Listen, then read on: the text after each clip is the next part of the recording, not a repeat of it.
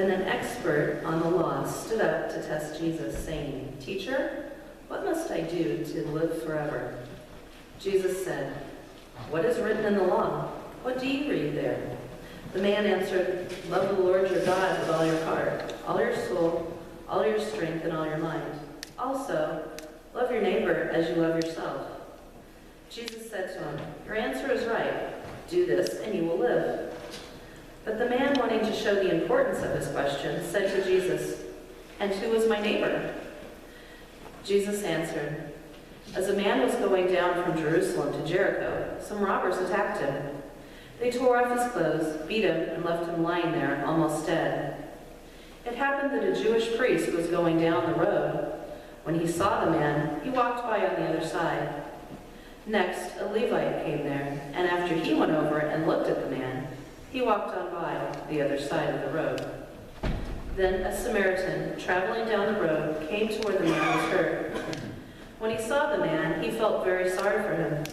The Samaritan went to him, poured olive oil and wine on his wounds, and bandaged them.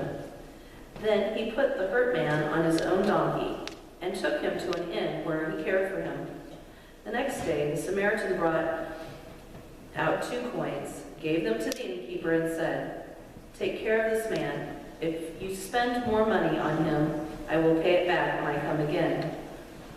Then Jesus said, "Which of these 3 men do you think was a neighbor to the man who was attacked by the robbers?" The expert on the law answered, "The one who showed him mercy." Jesus said to him, "Then go and do what he did."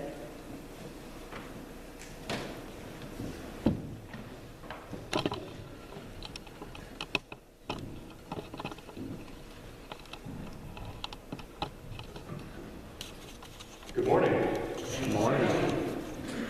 I've told this story before, but I lived in Louisiana when I was about 14, and I was working illegally as a dishwasher, and I set up tables and stuff at this hotel where my mom also worked. And the hotel was in Vicksburg, Mississippi, which for a northern, Yankee kind of person was a radically different place that didn't know what to do with some long-haired northern guy. And I was working in this hotel, and the lady that ran, they had like a breakfast, like a full buffet breakfast that you would have. And so there were like a whole line of line cooks and things like that made this really all-out breakfast for people. And so I helped with that.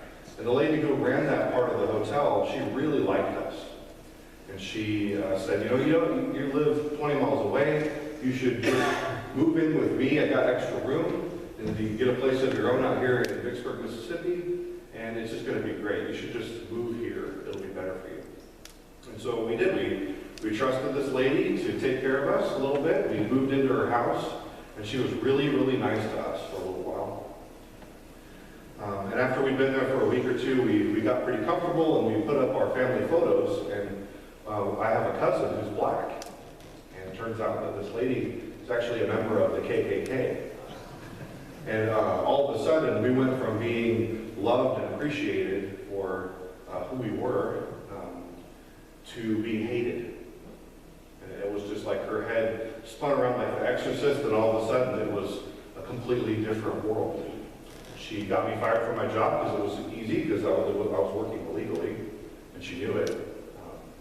And she did everything she could to get my mom fired. She put our stuff out on the street, and it was just crazy what happened, right? Hatred is a powerful, powerful thing, and it shapes the way that we see the world, shapes the way that we see our neighbor. I want to give you a little bit of the backstory behind the story of the Good Samaritan. In 722 BC, Israel was took captive by the Assyrians. They were conquered, and back in those days, the way that they took control of the land and kept control of the land was by displacing people. They used that as a weapon. That's actually pretty common today, too.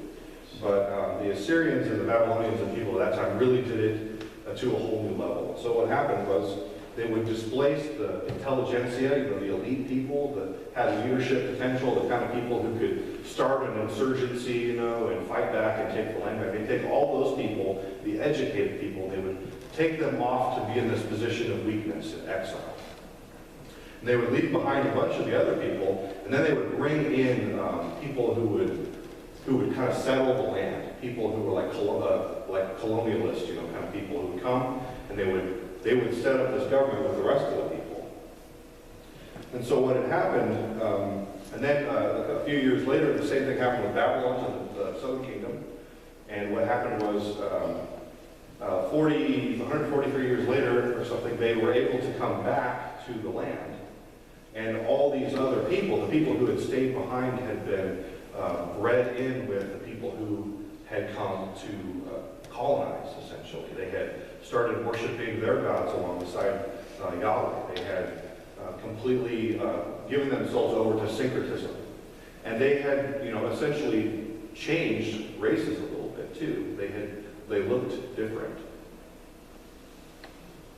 And so later on, when they came back to rebuild the wall and things in the book of Ezra, it was the Samaritans who were the people who were heckling Ezra and Nehemiah. It was the people that were protesting and trying to stand in the way of Israel becoming a country again, essentially, becoming a nation and getting itself back on the road to faithfulness with God. And so these full-blooded monotheistic Jews, when they came back, there was a lot of bitterness that happened in their experience, a lot of heartbreak and hatred and animosity that stewed for 550 years after that point. And so the Samaritans were considered like half-breed Jewish people. It wasn't racism necessarily that was the problem, but they had this heart of hatred for one another, and it was based on competition. Competition for the land, competition for theological orthodoxy, competition for a theology of the temple. The Samaritans had set up their own temple where they worshipped God. You can see that in Jesus' conversation with the Samaritan woman at the well. And so at the heart of the struggle was, where God dwells. How do you really follow God? And there was a lot of animosity here. And so as we read this story, it would help, I think, to try to put ourselves in a position, when you hear the word Samaritan, of thinking about an adversary, somebody that might have a different view of theological purity, someone who might have a different nationalistic vision about how the world should be, or how the world would be a better place. And even somebody across the racial divide from you. I want to reread this parable of the Good Samaritan. This guy named Philip Fletcher has redone the story in the words and images of our time. And it's got just as much punch and power as the original story would have been ringing in the ears of Jesus' first audience. One day, a Christian of America made up his mind to test Jesus, saying, "Teacher, remind me of how I am to inherit eternal life." Jesus said to him, "What is written in the New Testament? How do you read it?" And he answered, "I must have faith in him whom God has risen from the dead. It is a living faith which leads me to love God and my neighbor." Jesus said to him, "You have answered correctly. Do this and you will live." But the Christian of America didn't fully appreciate the answer. He straightened his back, cast a smirk of a smile, and said to Jesus, "And who is my neighbor?" Jesus replied, "A man was going from Washington, D.C. to Philadelphia, and he was carjacked by several persons who stole his clothes, seized his smartphone, broke his ribs, cracked his skull, and left him unconscious on the side of the road."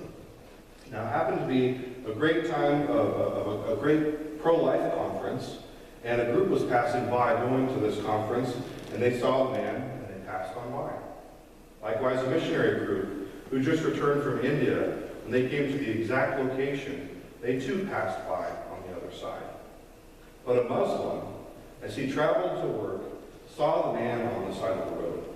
And when he saw him, he entered into his suffering. He pulled out his first aid kit, tended to the man's injuries, and called 911 for emergency assistance. He followed the ambulance to the hospital and sat overnight with the man in ICU.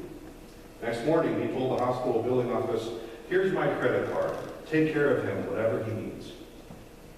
Jesus looked at the Christian of America with his strong eyes and asked, "Which of these three do you think proved to be a neighbor of the man who was carjacked. The Christian of America clenched his fist. He looked around, fumbling with the keys in his pocket. He finally looked up to Jesus and said, "The one who showed him mercy." And Jesus says to the Christian of America, "You go and do the same. Show mercy as an act of gratitude for the mercy that you have received." I mean, that's a little bit different story, isn't it? Jesus' teaching, I think, if we really have the ears to hear it, is a teaching that comes out of a blind spot. It's almost like being punched in the face by somebody who's been kind of shadowing around you, and all of a sudden you're just hit with a full ton of bricks. But blind spots are real in our lives. In fact, our eyes have blind spots in them. Our brains just tune that blind spot out, but at the very center of our vision, both of our eyes, is a blind spot that we don't even recognize is there. And so much of our lives can be this way. We have these blinders. We have these areas of our lives that we're just not aware of. And then often we don't explore our assumptions and biases and things like that. And we use stereotypes to label people. It's easier for us to do that. You know, we can reject other people, whole people groups, just reject them in advance before they have the chance to reject us. You know, we still have these blind spots, despite being people who want to earnestly live out Jesus' teaching, to love God, and make his love known in the world. And we still get in a hurry and miss those moments where we have the opportunity to show God's love to the world, to show the true compassion of our Savior. In Oregon, they have these big blimp hangars. They're just these massive buildings. They used to use them to store blimps that in World War II, they would go out over the ocean and they would be able to see submarines and they'd drop bombs on them and stuff like that. It was the cutting edge defenses of that day. And so they have all these different blimp hangars and they're left over. And they're just these massive buildings. And one of them got turned into an air museum. And I was out there, and it's a beautiful World War II museum. Has a lot of German planes there. But the building itself is almost just as interesting to me as a construction worker as all the planes and cool things that are inside. And the door that they would let the blimps out of was this massive, massive door. It's the biggest door I've ever seen in my life. And it's like something like 80 feet tall and maybe twice that wide. And so I was at the museum and I looked up, the door was open, and I was looking up at the center of the door, that's like the whole wall of this building. And I looked up, and some joker had put a basketball hoop at the very top of that door. And so you look up and you see this hoop, and it's like the most impossible shot that you could ever imagine. I mean, no human could, even if he had an air cannon, right, you're probably not going to be able to make that shot. It was just laughable. And so, you know, it got me thinking about how following God can be like that. It's like this impossible high standard that's just kind of daring us to try, daring us to be the poor sucker maybe who would try to take that big shot. And so one thing that sticks out to me as we read this story is that justifying that happens. The justifying, that question of Jesus' tester, you know, who is my neighbor? It's a question of a person that's looking for maybe the easier, softer way. Maybe the path of least resistance kind of faith. You know, perhaps the path of least persistence, because when we have that justification, we feel like we've arrived. We feel like we don't have to keep striving. We don't have to keep trying to do crazy things. We can just kind of rest on our laurels. And yet, in many ways, Jesus' teaching is a standard that's a bar that's impossibly high to live up to. It's a standard that we can never arrive at on our own without God's grace at work in our lives. And in connecting loving God to loving others, Jesus made a standard that's impossibly high. There's no place outside the bounds of the worship of God. There's no place where we can divide our actions into the holy and the profane. And there are two ways that we can approach impossible standard, living to this kind of expectation of God. We can look at the impossible standard and we can give up before we even try. Or we can, under our own strength, just fail mightily. Or we can put our radical trust in God. We can trust that God will help us reach that goal, that God will scaffold us up by His grace to the point where we can take that shot. As we learn to listen and obey the Lord. So loving God through loving our neighbors is a risky business. You know, we're bound to make mistakes and fall short. But the standard is there like that basketball hoop, daring us to suspend our disbelief long enough to try, long enough to stretch out to this impossible task that's before us, to be obedient and just take our shot. And the truth is, it's only when we recognize our need for God that we are able to ever make a shot like that. It's only in knowing that we can't do it alone, and knowing that God will continue to call us out beyond ourselves, beyond the limitations of our strength, the limitations of the amount of love that's in our hearts. It's the only way that we'll ever make that shot. But when we recognize this, we also get the opportunity to see the glory and majesty of God with some new eyes. We need to see how radical the transformation that God is calling us to really is. This thing that God has for us, this experience that we're called to be the church. When we find the hope required to make that shot, we can find it outside of our fears, outside of our limitations. So one thing that's often overlooked, I think, when we read this story is that Jesus' response to the man, this guy has parroted what Jesus has taught elsewhere. This is the highest ethical teaching of Jesus that we see here. But it's not coming from Jesus, this love your God, love your neighbor as yourself. It's coming from this guy who came to test him. You know? And so this man comes and he's teaching, he's asking the question of Jesus about how to live out this teaching, the Torah. You know? And the man gives this perfect verbatim quotation of Jesus. And I think it's easy for us to have the perfect answer, to know it in our heads, and not have that trickle down into our lives, and not have the kind of sacrifice of really living into what we say. And in the way before Jesus presses him further, we find the words of Jesus in response, do this and you will live. And I think when we read this as Christians later on, kind of like the story that we read just a second ago, we make this text about salvation. You know, but I would argue that the man in the story isn't thinking about his salvation. He's taking his salvation for granted. You know, he would see himself as a son of Abraham, a person who's already going to share into the promises of God. And his question wasn't about how to get to heaven or how to find the certainty of salvation. It was how to know if you're really walking with God as close as you can.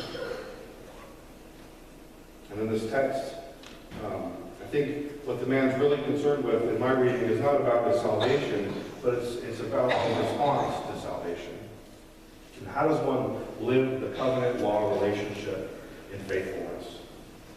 How does one know that they're interpreting the specifics of the Torah the way that God intended and desires? And Jesus' answer to love God and love others and to do this with our whole selves is a radical thing. And if we do this, Jesus says that we will live. But often I think in our time and culture we embrace the opposite view. We don't think about putting God at the center of our lives and wrapping everything about how we live our lives around Him. We try to curate our experiences so that we can experience the most amount of pleasure and minimize as much pain as we could possibly experience. And really at the center of all that, we put ourselves. You know, the world tells us to loosen up, to be flexible, to be spontaneous. And I think to a great degree that's a really healthy thing. But I think things like character, things like commitment, things like service, they're not the logical fruits of majoring in the moment. These aren't the things that you get from being a slave to the relevant. And if we could truly seek after the fullness of God, it's going to take sacrifice. It's going to take us doing self. It's going to take all your mind, all your And it will take all these things if we're really going to connect how we love God to how we love our neighbor. That's how we find our true self, though. It's not going to be found the other way. And so in putting this teaching of Jesus on the mouth of his testers, it really illustrates this disconnect that happens between what we say we believe and how we live, or even how we want to live and how we actually live. You know, we know that there's a connection between how we treat our neighbor and how we love God. But the short journey that goes between our head to our heart to our hands, so to speak, it can be a daunting journey. Not always do what we say we believe and what we want to believe work itself out into our lives. And if we're honest, I think we all fall short in this way. You know, we desire an integrity that goes beyond the integrity that we really have.